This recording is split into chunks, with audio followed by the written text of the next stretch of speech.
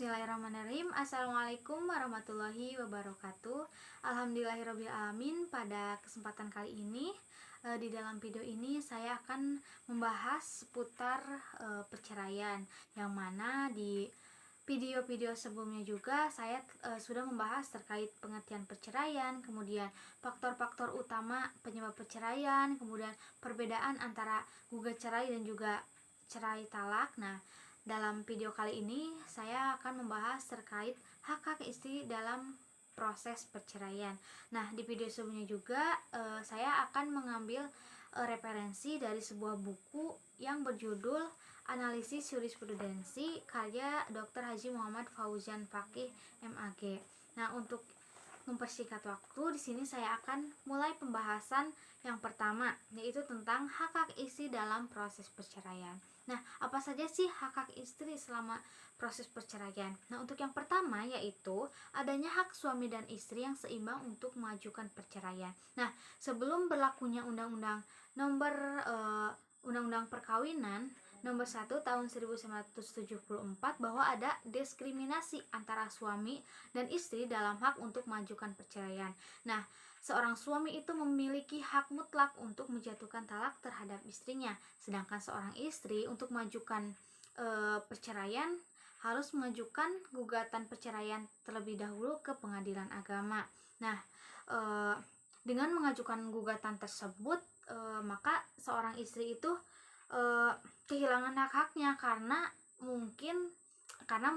memang dalam mengajukan perceraian itu seorang istri itu sudah melakukan yang namanya perbuatan nusuk, maka seorang istri harus rela untuk kehilangan haknya. Lalu Undang-Undang Perkawinan Nomor 1 Tahun 1974 Junta Undang-Undang Nomor 7 Tahun 1998 telah membalikan keadaan tersebut, yang mana baik istri maupun suami memiliki hak ataupun keseimbangan untuk mengajukan perceraian. Baik suami dan istri, maka dalam mengajukan perceraian harus melalui sidang pengadilan. Nah, perceraian hanya dapat dilakukan di muka atau di depan sidang pengadilan, dan juga harus ada alasan yang ditentukan di dalam undang-undang. Nah, untuk yaitu yang pertama, suami dapat menceraikan istri dengan mengajukan permohonan cerai talak ke pengadilan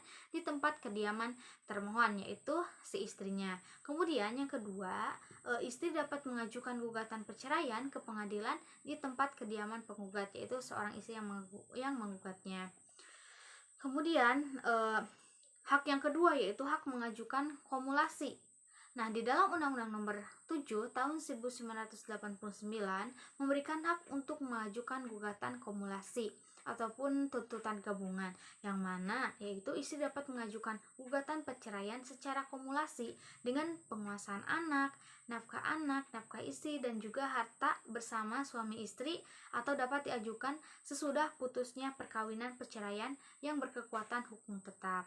Kemudian juga suami dapat mengajukan permohonan talak dikumulasikan dengan permohonan penguasaan anak, nafkah istri, dan harta bersama, atau dapat diajukan setelah pelaksanaan ikrar talak suami kepada istri. Lalu selanjutnya hak-hak yang selanjutnya yaitu hak mut'ah, nafkah idah dalam cerai talak. Nah, dalam hal perceraian karena permohonan cerai talak suami kepada istri, dalam pasal 149 dan pasal 158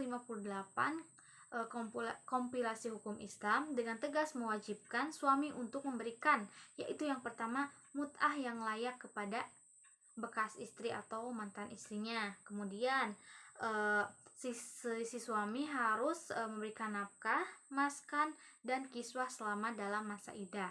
Kemudian melunasi mahar yang memang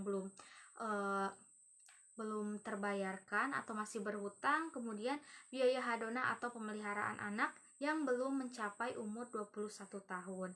Nah, Mahkamah Agung Republik Indonesia dalam putusan kasasinya membebankan kewajiban tersebut dalam beberapa format, yaitu yang pertama dalam bentuk rekompensi atau permohonan cerai talak di pengadilan agama, istri mengajukan gugatan rekonvensi agar suami dihukum untuk membayar kewajiban-kewajiban dalam pasal 149 dan pasal 158 tersebut. Nah, dalam putusan kasasi nomor 347 K/AG garis miring 2010, Mahkamah Agung telah mengabulkan gugatan rekonvensi dari istri dan memperbaiki putusan PA dan Pengadilan Tinggi Agama. Dalam pertimbangan MA menyebutkan bahwa jumlah mut'ah kurang memenuhi rasa keadilan, sehingga jumlah mut'ah suami tersebut harus disesuaikan dengan rasa keadilan dan dinaikkan dari 30 juta menjadi 70 juta.